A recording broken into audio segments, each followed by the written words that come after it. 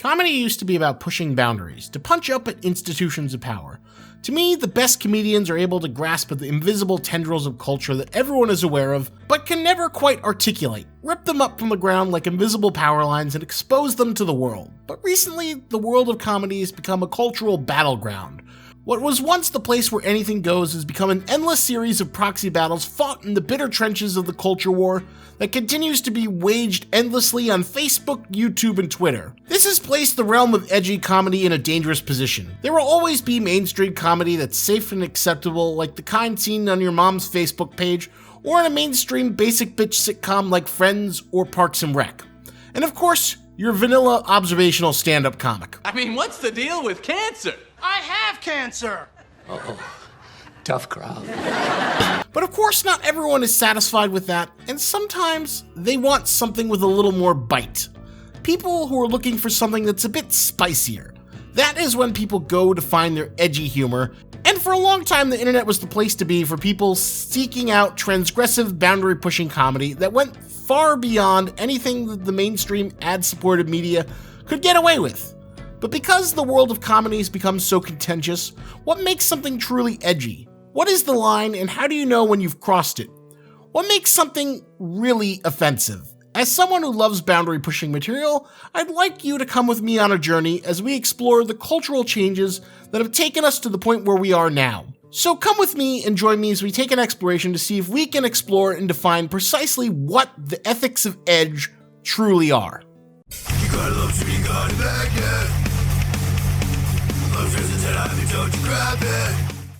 So to understand the current state of edgy comedy, we have to go back to another time. That time is November 9th, 1989, the fall of the Berlin Wall, which marked the collapse of the Soviet Union and ultimately the end of the Cold War.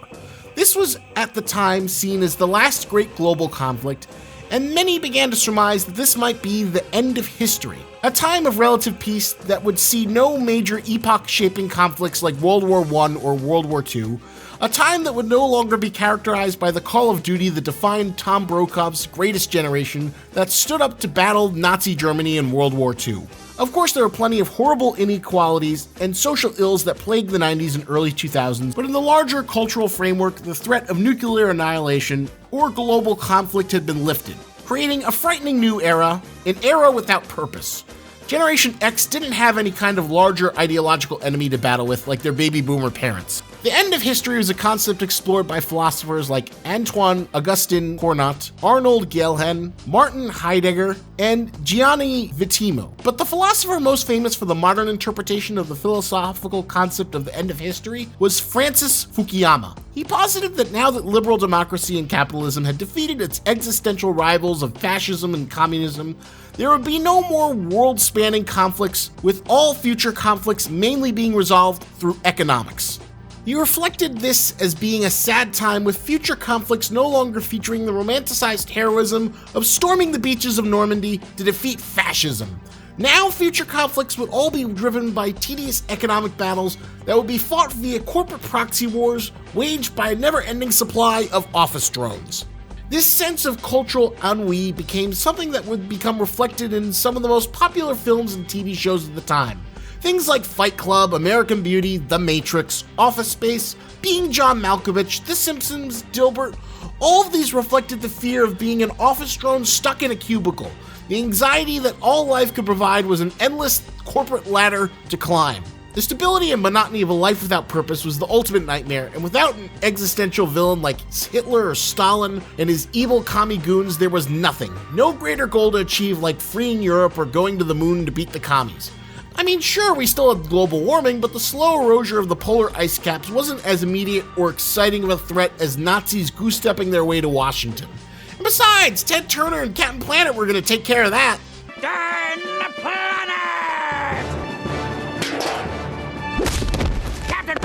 It was like the world was stuck in a midlife crisis, and the only cure was to rebel against the conformity of the cubicle.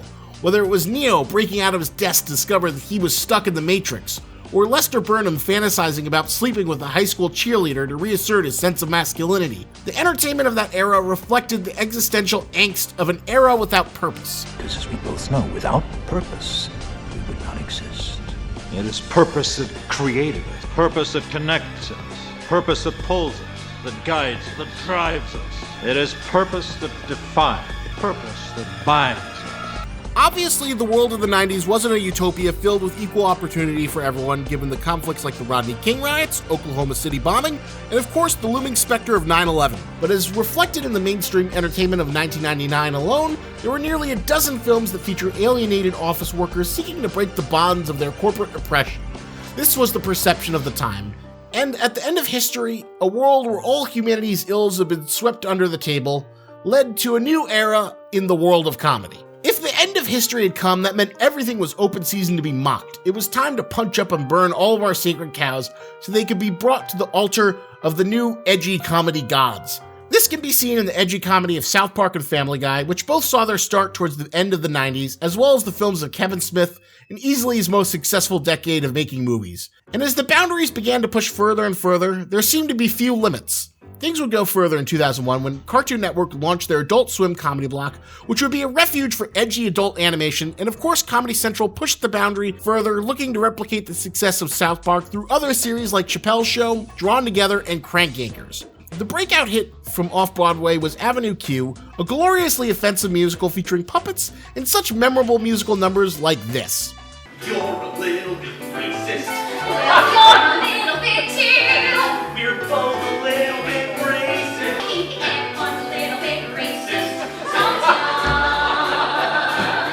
doesn't mean to go around committing hate crimes. Look around and you will find no one's really colorblind. Everyone makes judgments based on race. What helped accelerate this growth of edgy material was the rise of the internet. For the first generation of internet-savvy folks, the internet became the prized destination to share boundary-pushing material, where laughs came from how far you could push against the grain of acceptable morals and good taste. Sites like Newgrounds and Something Awful became havens for the early progenitors of edgelord culture to see how much sex and violence you could throw in a crude flash animation to get a cheap chuckle. And while there was a puritanical pushback from stuck-up moms and the evangelical Christian folk, ultimately for those people, the internet began and ended with AOL free trial CDs. They'd never know how to load a flash video or sign into a forum. Largely, this culture of comedy was allowed to thrive, and of course YouTube allowed it to spread even further. Early YouTube personalities like Shane Dawson and Jenna Marbles pushed boundaries by making tasteless jokes about lusting for children or dressing in blackface. Even early obnoxious YouTube personalities like Fred got widespread attention due to the very dark jokes about child abuse. In a world of online comedy, you just needed to be that much more offensive to stand out. It was an era where the Boondocks animated series on Adult Swim featured an episode where Martin Luther King calls black people the N-word. Will you ignorant please shut the hell up? He just said what I think he said. And that episode won a Peabody Award. Robert Downey Jr. played a role entirely in blackface and got an Academy Award nomination for Best Supporting Actor. Things that would get people canceled today used to be the kind of things that used to create careers. But this culture was not something that was meant to last. But why was so much of this offensive content accepted when if the same material is made now, it would immediately lead towards cancellation? Well, I think the best way to define the ethics of edge was seen in a recent debate between the less favorite breadtube debate bro streamer boy Vaush, where he tried to put the right's beloved Nazi pug-saluting edgelord Count Dankula on trial. And in this discussion, Count Dankula reveals a fundamental truth about edgy humor. Saying the N-word now, going up and saying it to a black person, there's no humour in that. I feel that's kind of mean. If I seen someone go up and do that to a black person, I would tell that person to fuck off.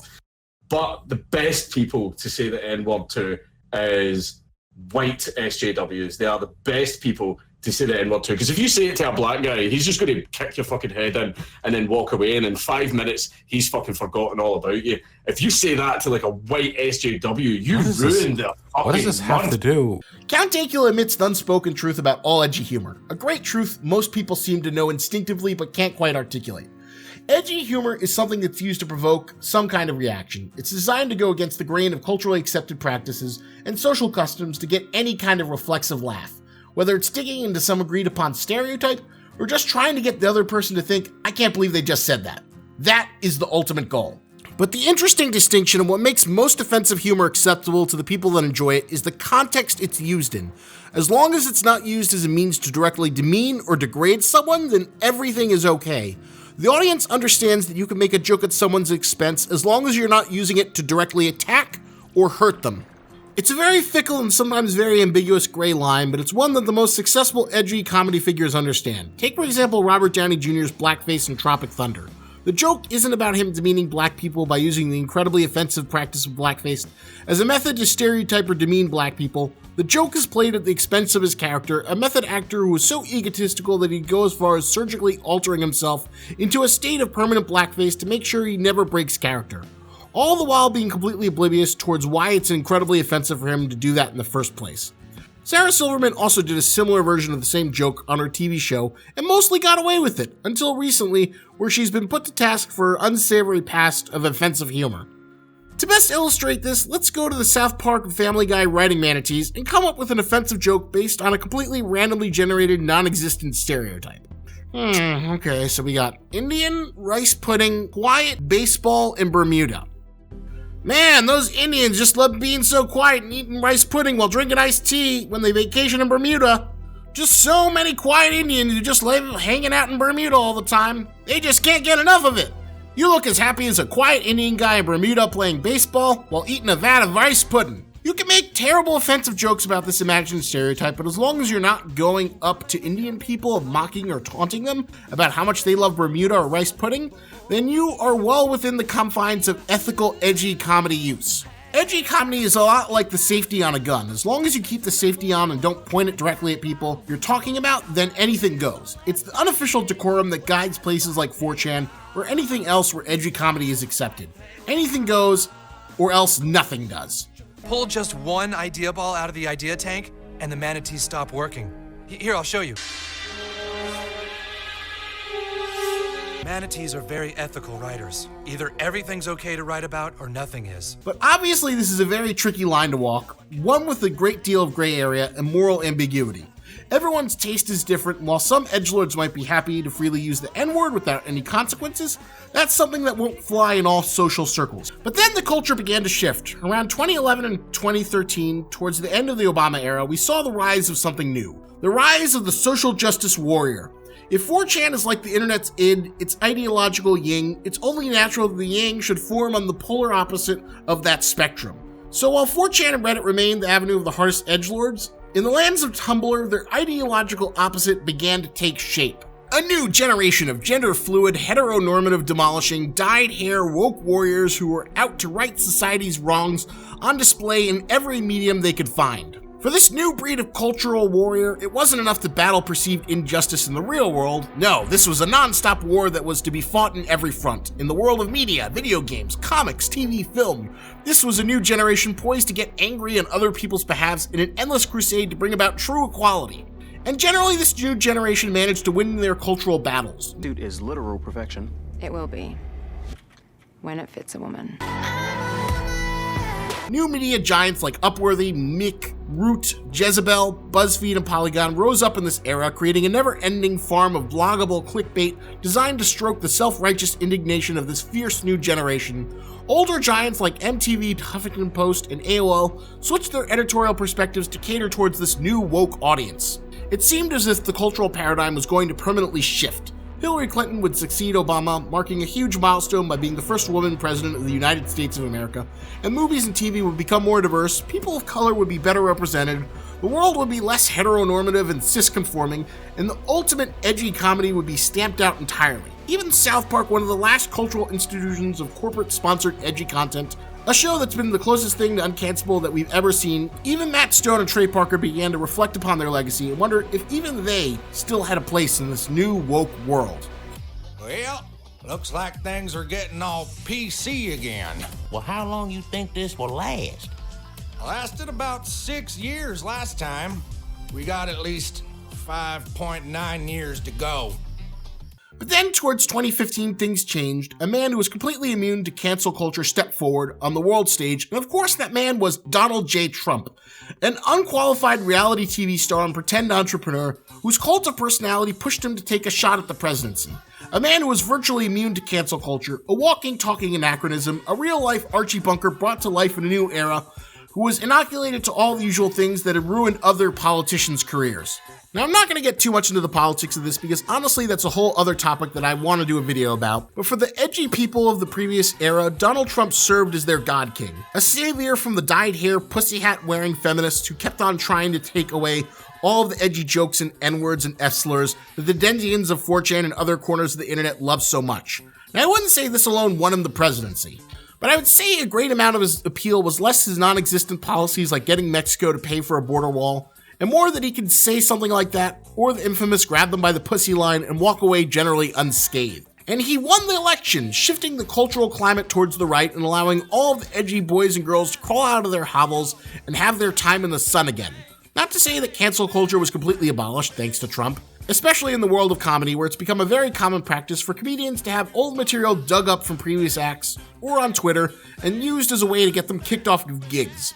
See, a lot of people think that being a comedian is about getting laughs, writing jokes, or creating content. But being a real comedian is about preventing others from getting laughs. Writing naughty lists. And having content removed from platforms of all kinds. We at Comedians Against Comedy represent a growing number of comedians who strive to remove all comedy that isn't in direct alignment with Dove Soap's publicity team. Like how Kevin Hart was forced to step down after being asked to host the Oscars after controversy came about from homophobic tweets and jokes from an earlier stand-up special he'd done.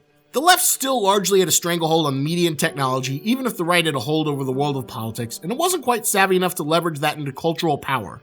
But in this era, we would continue to see the push and pull between those who would try to make boundary-pushing edgy humor, and of course the people who would push back. A great example of this dichotomy is one of the most popular grassroots card games that sprang up from Kickstarter, and that is Cards Against Humanity. Cards Against Humanity started off as a humble Kickstarter, but from there it went on to become a sensation that would sweep the nation. It was a modded ripoff of Apples to Apples, only smeared with all kinds of naughty words that only degenerates from the depths of Something Awful forums or 4chan would dare speak in public. As it so brazenly advertised on its monochromatic black box, it was a party game for horrible people. This was a game created by a bunch of liberal white guys who grew up in the suburbs from that earlier end of history generation in the early 2000s. The unspoken rule of Cards Against Humanity was that because everyone had an agreed upon basic informed set of liberal morals, they could test the limits of good taste by transgressing into edgy territory, saying things that they knew were wrong or in poor taste via the cards. Of course, everyone playing at the table respected the plight of the black people in America, but because this was the unspoken assumption of a set of means of shared beliefs, they can make the edgy jokes about black people and play the biggest, blackest dick card. And for a while, it worked great. The original founders of Cards Against Humanity created an empire.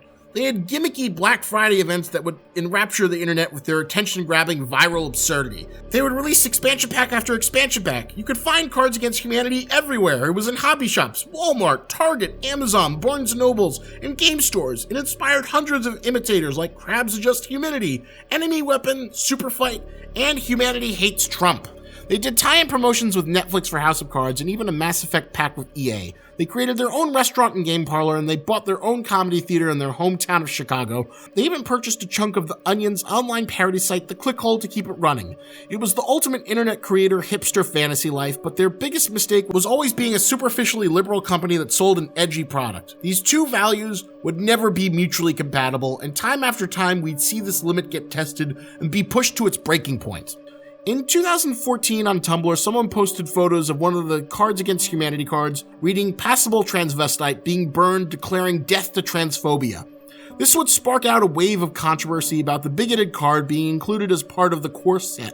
One of the principal creators of Cards Against Humanity, and probably the only one who matters because he's the one who does all the publicity and takes all the credit, Max Temkin, responded, "I regret writing this card. It was a mean, cheap joke. We took it out of the game a while ago."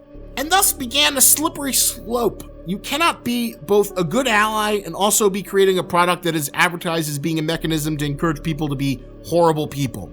The two values are mutually incompatible and get to the core of edgy comedy. It existed before the age of social justice warriors, where all lefties were dirtbags who would use offensive humor ironically, but under the pretext that it was okay, as long as it wasn't directed to harm anyone. As the culture changed, the game never really did. But the values of its ostensibly left-wing liberal creators did. Eventually this would come to bite them on their ass, like in 2014 when the face of the company, Max Temkin, was accused of sexual assault while in college. He answered with passive-aggressive threats to potentially take legal action against his accuser for slander, and put a sort of quasi-apology out.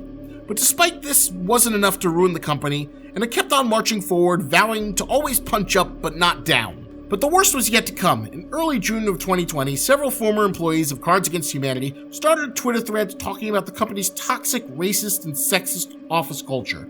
How they would hire people of color or LGBTQ people, but they would not often really listen to them when they would challenge the opinions of the usually white upper management or the 8 co-founders. Max Temkin was especially singled out as one of the most egregious offenders, with many people complaining about his behavior and how going against him would put them at risk of being blacklisted from the larger Chicago comedy and tech community.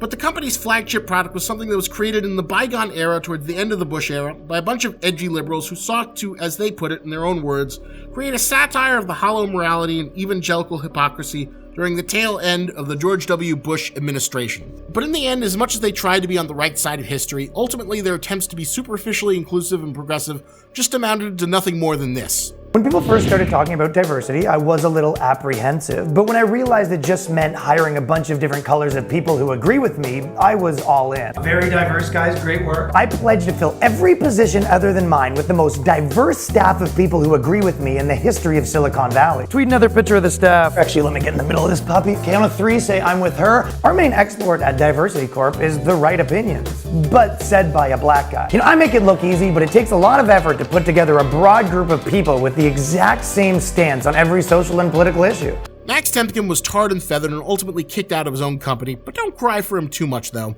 The guy is still a multimillionaire who owns 1/8 of the company, and I'm sure he'll get lots of very, very lucrative consulting opportunities for digital marketing, so I think he'll be just fine. But on a little side note, let me just say I knew Max Temkin in college, and he was the worst. Just this little bureaucratic manlet munchkin who just weaseled his way into everything and usually co-opted it for his own purpose, like our famous Humans vs. Zombie game, which he managed to infiltrate and slowly steal away and take away all the attention for himself away from its original creators. In fact, one of my favorite memories from college was when he got so invested in getting elected to the student council that he just kept on creating these super lame campaign flyers with him and a bunch of other people running on his ticket, all dressed up in fancy suits so he could be the chief secretary, treasurer, or some other bullshit. I remember he kept asking me to vote to get him into office, and I smiled and said I would. But I just couldn't stand him to such a degree that even though I didn't care about voting at all, I intentionally voted for the other person running against him, and nothing made me happier than seeing the look of disappointment on his face when he didn't win. Seeing that smug sneer of self-satisfaction get wiped away was probably one of my favorite memories of senior year. Now, some of you might be thinking, hey Lobster, are you just salty and bitter because you feel like a complete utter failure with a mediocre video essay channel that fails to pull in any consistent viewership, while the little manlet gremlin has built a multi-million-dollar empire by stealing apples to apples? Yes! Yes, I am! Well, I'm sure he can eat lobster every day for the rest of his life. At the very least, I can crab dance all over his cancellation!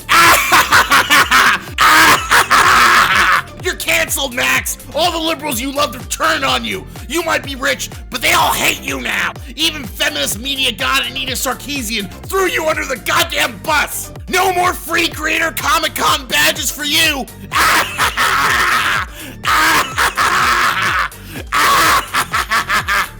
But I think the tale of Cards Against Humanity illustrates how politics and culture can be fickle mistresses. How something can be created in one era, try to adapt to the norms of a new one, but ultimately be seen as nothing more than hypocritical. But despite this polarized climate, edgy comedy still persists. Throughout this video, I peppered in clips from comedian Ryan Long, who's risen to prominence recently through a series of sketch videos talking about PC cancel culture and satirizing the left. Some of his sketches have hit really hard, like when his Woke and Racist Agree on Everything video, which hit over 2 million views and was even retweeted by comedy legend Bill Burr.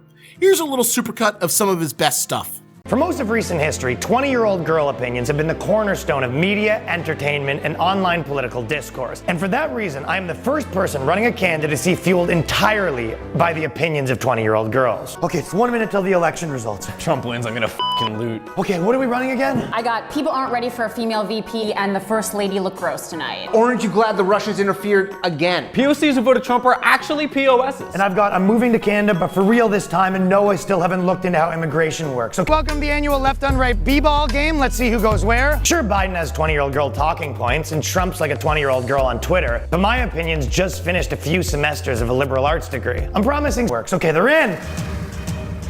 I'm gonna be livid. Biden, Harris. Yeah! Okay, Traffic is way down. Congratulations, Kamala got 9 shares. Press conference goes smoothly. The first lady looks nice. No one's reading this garbage. So this is how it's gonna be. I'm not playing. Let's just go to like a patio or something, guys. Well, you have to play. All right, I guess I'm on the left. Good. Tell me 240 of the right opinions you hold. Dude, why would you even want to? Just come. My stance on that will depend on what I most recently learned in class, but I can promise you I will criminalize being a meanie. My favorite Twitter celebrities like Stephen King, they're not on the app anymore. What am I supposed to do? Just come up with articles out of thin air? You support every one of my platforms. I don't know your platform. You keep changing stuff up. Over there. What is his problem? Just come play on my team. We'll dunk all over him. I plan to offer neighboring countries unsolicited advice while making sure that our country is ostensibly a fucking mess. My entire caucus will be sloppy drunk by 9 p.m. under the guise of self-care. Now, what makes Ryan Long's material interesting is how he's punching against the current cultural paradigm of left-leaning media and online discourse. Now, some of you might think it's terrible. I personally find it hilarious and pretty cutting. When you rise to prominence on edgy comedy, it's not long before you get the attention of the left. And one prominent member of the leftist breadtube circle, a Mr. Thought Slime, took issue with his comedy. And here is a little bit of Thought Slime's critique of Ryan Long's edgy comedy. When pea-brains like Ryan complain about getting canceled, let's call it what it is, they're getting criticized. People are saying what they're doing sucks, not trying to destroy them or ruin their careers for no reason. Criticism is not censorship. People not buying tickets to your shows is not censorship. Boycotting a venue because you don't like the comics they hire is not censorship. It has become cliche to mention this, but the video where he's complaining about getting silenced, where he actually does the thing with the tape over his mouth that all the intellectual dark web and internet Nazis did in like 2016, has 157,000 views at the time of this writing. He has 129,000 YouTube subscribers. He has a thriving comedy career. Who exactly is silencing you, Ryan? You have hundreds of millions of views on your content. I get criticized in the comments of my videos every day. I get roasted on Twitter every fucking day. Live with it, dude.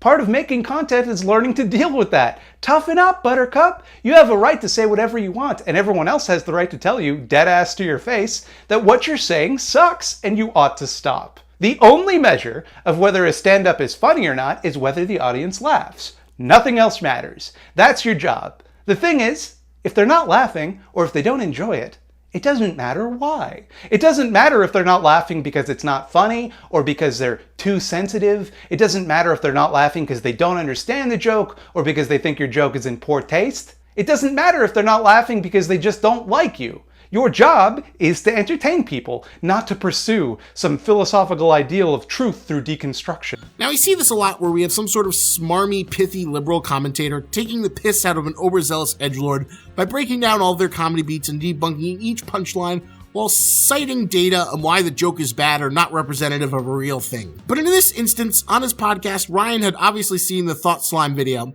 and reacted, so I present you a dialogue in 2 parts. Interracial dating. All I said is that black men who date white women have internalized racism, and white men that date ethnic women are fetishizing them. Guys against interracial dating now. Like, am I being pranked? Did Boomer put you up to this? You couldn't even find a way to phrase it that made these seem like the same 2 things. You just said them together as though one implied the other when it clearly doesn't. Like, yeah, white people do have internalized racism that if they want to invest in an interracial relationship, they should work to overcome. Men can also have internalized sexism. That doesn't mean that heterosexuals can't date. I happen to hold the view that white people, myself included, can have internalized racism that doesn't magically disappear when they get into an interracial relationship. I'm also a white person who's in an interracial relationship, so clearly I don't have a problem with them, and I think that they are in fact very normal. These 2 positions in no way contradict one another, no matter how quickly you say them in rapid succession. So many people kind of came at that when they were arguing, and the gist of it was, no one says that. They'd be like, I would say black people, they have internalized racism if they date a white person, or white people are fetishizing the girl. And their criticism would be like, oh, this is a straw man. No one says that. And they would kind of go through them and be like, who thinks this? And you go, What the fuck world do you think you're living in? When I have an idea, I think about that for like months. Like what I do is more think about like a really aggressive point I want to make, and then once I really nail that, then I think about how to make like a funny video and stuff like that. And that's why I do stand up. For example, like I did one video that I haven't released yet, and I'm talking about, I wanted to make the point that it's about make your cause about everything. So the idea is that everyone, they have a point and then they have to cram everything in there and I wanted to say, because of feminism, you know, when they had the feminist march, it was about everything under the sun. You know, it starts and they're like women, and then before it's about Trump, and then it's about the fucking environment. And then one of the issues, I wanted to use the environment because it was like, make the environment is a feminist issue. That's what basically they said. And I had a couple ideas. I thought it'd be funny to say sports is a feminist issue. And I was like, you know, because of the WNBA stuff, and I kind of felt like there might have been a thing. So when I was doing that, I typed in, you know, the sports is a feminist agenda or whatever, and then I found like 3 or 4 articles, but I didn't find 100 articles. So in my mind, I was like, okay, this isn't really something that that's taken off. But when I said the environment is a feminist issue, I found like 55 articles in 10 seconds, and you're like, no, these are mainstream publications that are saying this. The same reason with like a joke. When I'm saying a point in a joke, a lot of times I'll be like, oh, my chick said this to me or whatever, but it only works because it's something that people say. Like, for example, I was like, oh, my girl the other day was like, you know, you don't know what it's like to be a guy and walk alone at night and feel unsafe, or to be a girl and feel unsafe walking home at night. And everyone like, and then I argue with that in the joke or whatever and say why it's wrong. But it's not a straw man, because everyone knows people that do say that. You know, that's what a lot of brutal comics, they say a point and then they argue a point that no one says. They'll go, you know, my buddy was saying that like black guys are bad at basketball, and you're like, black guys are bad at basketball? Like, why would, like, have you ever seen basketball? So you're arguing something, you're like, yeah, but no one actually thinks that. But for me, I'm very aggressive about the points I'm saying that I'm arguing against. It's not just something someone says, it's like an idea that's taken hold that's wrong. So if I looked up those points I was making, you know, the appropriation stuff, like white people should stop wearing dreadlocks, there's 100 of them. You go, these are points that everyone says that has that ideology. And maybe a lot of people don't think that. They're like, oh, they're a little crazy. Yeah, but they won't tweet it because they don't want to fucking go against their thing. I don't see them tweeting it that I'm super woke, but dreadlocks are a problem, or black people, you know, white people aren't fetish. You know, you're not publicly saying that because you're afraid to, and that's why I am. It's like he's a mind reader. I mean, I've been pushing for segregation forever, and my man does what? I created an improv comedy show exclusively for ethnic people. Guy segregates comedy on my birthday. I feel like I shouldn't have to say this. Like, I feel like this is obvious, but you know that not being invited to perform at an improv comedy show is not the same thing as Jim Crow, right? Like, on some level, you must realize that having an improv comedy show for ethnics is not equivalent to segregation, right? Like, it's segregation in the very literal sense, like the same way that like a cutlery drawer is. It separates people and sorts them. Okay, I'll grant you that. By this definition, gendered washrooms are also segregation. So are tax brackets and online, like, Harry Potter house quizzes. But it's not segregation in the sense that, say, apartheid was. And that's not the type of segregation that racists like, Ryan. They like the kind where they can arrest disenfranchised people of color and brutalize them. They were calling my things a straw man. Like the diversity thing. You're like, oh, that's not actually like that. And you go, yes, it is. 1,000 people messaged me. I go, it wouldn't strike a chord if it was a straw man. That's why when the people go to Trump and they're like, here's my impression of Trump. I'm stupid and I'm orange. And everyone's like, oh, well, okay. Like, there doesn't strike a chord because it's not an accurate thing that you're fighting against. So the reason why people in Silicon Valley were feeling me so much and everything posted it is because they've experienced that firsthand, or it wouldn't work. So by design, the things wouldn't connect with people so much if they weren't actual real things that people seen and heard people say that. So I thought that was like the first one, is people are always like, no one says that whenever someone has a good criticism of woke shit, and they go, okay, as if people say that, and you go, yeah, they do. I don't think you realize how crazy your fucking movement is. This happens a lot amongst left-leaning content creators. They try to debunk or invalidate conservative talking points or comedy ideas, like saying, oh, cancel culture doesn't exist, you snowflakes. Because he thinks woke lords, whomever they might be, are just out there demonizing white people. Obviously, therefore, they must know that's what they're doing, and they're doing it intentionally. It doesn't occur to him that maybe they're motivated by something else. It's just that they're Captain Planet villains who purposefully set out to harm white people for yucks. He's unable to comprehend why people might think differently than him, and he's not curious enough to investigate. He has no idea what his opponents actually believe. He just assumes they think the same things he does, but have like an inverted sense of right and wrong, I guess. Has nothing to do with offended millennials so much as entitled rich people who are upset that there are now slightly more consequences to their actions. And that, incredibly, it turns out that big corporate giants like Marvel and Saturday Night Live sometimes, but not always, play it safe when it comes to not hiring absolute ghouls or mild ghouls. Talking in a smug, condescending tone might work on a few people who are drinking the blue Kool-Aid, but it's so off-putting that even if someone is inclined to agree with what you have to say, they would rather see everything burned to the ground than admit you're right. It's also the antithesis of comedy in general. People make jokes based on their experiences or anecdotes from their life, so let's bring back the manatees again and pull up a relatively benign stereotype. Okay, so we got loud, black people in movies. So black people are loud at the movies. Well, this is not universally true. This is something I personally experienced, and sometimes it's been some of the best movie experiences in my life. Like the time I went to see Lady in the Water and the black woman yelled at the end, "What was the point of the goddamn pool?" And other times it can be not so great. But because I've had the experience, if someone made a joke about black people being loud in movie theaters, either in a positive or negative context, I'd probably be more inclined to laugh at it. I'll say the stuff white people don't want to say. We talk too much. Can't shut up in the movie theater. It upsets me. But you know why I like white people? Because in that situation, you guys are so uninhibited by a lot of things, but you give us 3 chances before you just snap. Maybe if I had some in-depth statistical study, I'd find that black people are proportionally not very loud in movies, and my experience of this small stereotype is completely invalid and wrong.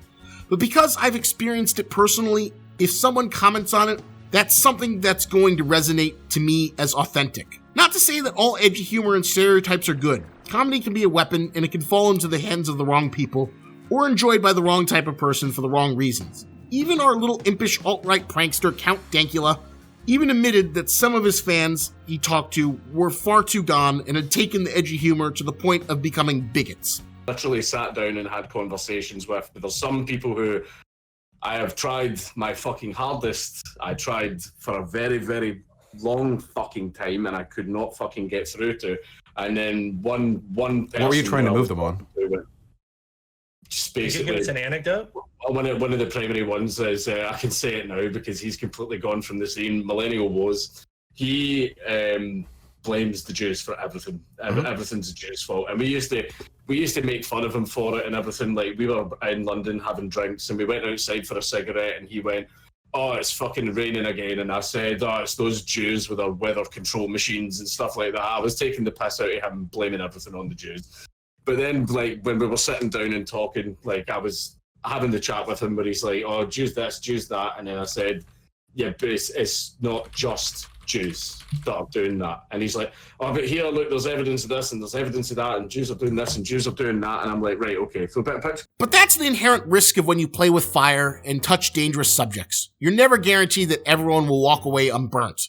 But on the flip side, once you start limiting ideas and saying that comedy always has to punch up at approved targets that the left agrees upon, that's when you start killing creativity in comedy. Either everything's okay to write about or nothing is. There's only so many jokes you can make about straight cis white guys before you milk that vine dry. Don't believe me? Well, let's take a look at some progressive comedy. Well, so men are not allowed to shout at women in the street. No, my name is Lily and I ain't a white man. My skin got some color and it ain't a spray tan. I said murder's bad. That's right, clapping. The laughter of hands. And I'm talking real pussy-loving straight dudes, okay? Not guys who, like, resentfully fuck their wives and then run to work and create policy against women's bodies. Men are not allowed to ask women to smile. I know you used to only Jimmy's in the spotlight, but I'ma throw some melanin up in your late night. White men are having a tough week.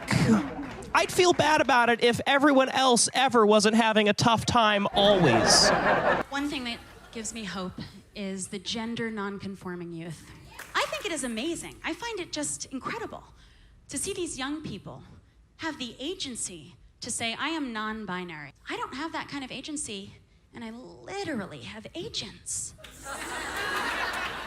If men are not allowed to say anything to women, we'll just end up in a world where men don't speak. And I was like, yes! Imagine!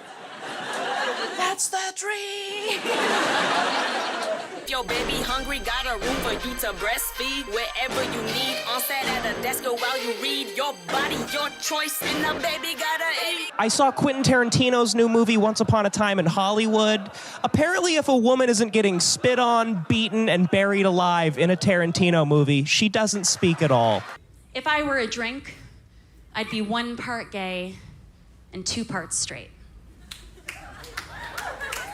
Thank you. You do what you want with your hands, you know, no pressure. I'm not waiting, you know, I'm just not desperate for your approval. It gets old fast, even if us white guys deserve it. There's only so many times you can make a variation on the same joke of white dudes are the worst or orange man is bad before it grows stale. And I think the ethics of Edge come down to one universal truth, a fundamental truth of the universe. Ultimately, when one side grandstands and says you can't say this or that, it will ultimately push people towards the other side. It happened in the early 2000s, where the hypocrisy and hollow morality of evangelicals and George W. Bush pushed edgy boys and girls to the left. But then the paradigm shifted, where the left was in power and the rise of cancel culture started to push those same edgy fuck Bush boys and girls to the right. I honestly never thought I'd see the day when I'd see a bunch of 20, 30-something-year-old edgelords screaming, "Won't somebody please think of the children?" about the Netflix movie Cuties, just like the evangelical moms did about Marilyn Manson and Britney Spears in the 90s. But I guess that's what happens when we watch the cultural pendulum swing back and forth. You know, we wanted to do a punk rock TV show. And when we were growing up, the way to be punk rock was to be really liberal. But then the problem was we moved to LA. The only way to be punk rock in LA is to be a Republican. It feels like we're a huge pivotal turning point. As of the time that's writing this video, it seems like Donald Trump will be kicked out of office, and Joe Biden, while not the ideal lefty, might usher in a new era of left-leaning cultural dominance. But honestly, who can really say at this point? We could be in for another October surprise, or Donald Trump might be able to pull himself from his tailspin of a campaign through the debates. Or maybe Antifa will try and make another Chaz or Chop experiment. Who knows what else could happen. But if you want to win the culture war, remember that you need to pick your battles, and if you're the people who say you can't say this or that, or be on this website, then once you're done with the woke purity testing, you might not have anyone left playing on your team. Dude, if you don't let anybody go over there, you're not gonna have a team to play with. Did it ever occur to you that I don't want to play b-ball with 4 conservative b-ball players? You're the one who made us come out here. Get down, dude. You know what, guys? We'll just play the 4 of us. Yeah, guess what? That's not going to be an option because I'm taking the ball and I'm going home. And remember, all those people you push away will find some other places to call home, and you might not like the places they wind up, or the people they meet when they get there. And the reason you get the Richards or the Spencers of the world when you stop answering people's questions and you stop allowing people to have conversation. And it's not even so much that you get the Richard Spencers, it's that people start listening to the Richard Spencers. And because as much as people want to think people are stupid, people need answers as to why they're doing things. And you want to go with the teacher route, you know, the parent route, where you go, I need you to stop hanging out with this person. And you go, why? It doesn't matter why. Never talk to him again. And you go, Mom, like, this is like my best friend. I don't care. If you talk to him again, you're grounded. And the kid's like, I need an answer. And then you're like, Mom won't answer. And then you start talking to your friends. You're like, why is my mom doing this? And you're going to find answers elsewhere. Hope you enjoyed that video. That was a beast to put together, but I hope it was worth it. It's something I've wanted to talk about for a long time, and I'm pretty proud of the results. I hope you enjoyed it. Let me know what you thought of in the comments below. I've also included links to Ryan Long and Thought Slime's channels, so depending on what side of the spectrum you might be, you can go and give your patronage to either side, whether it's the edgy edgelord comedian or the super woke liberal defender of people's rights. Go support whoever you like. And if you like this video, I certainly hope you'll consider supporting me on Patreon. Sadly, despite all of my tests and re-edits, I was not able to get this video monetized. Just too many no-no words, too many things in the demonetization list, and there was no way I could get this video out without butchering it to hell. So at the end of the day, I decided I'd rather just have it up there. Who knows, maybe someday it'll go from yellow to green, but as of right now, there's nothing I can do to get it to go to green.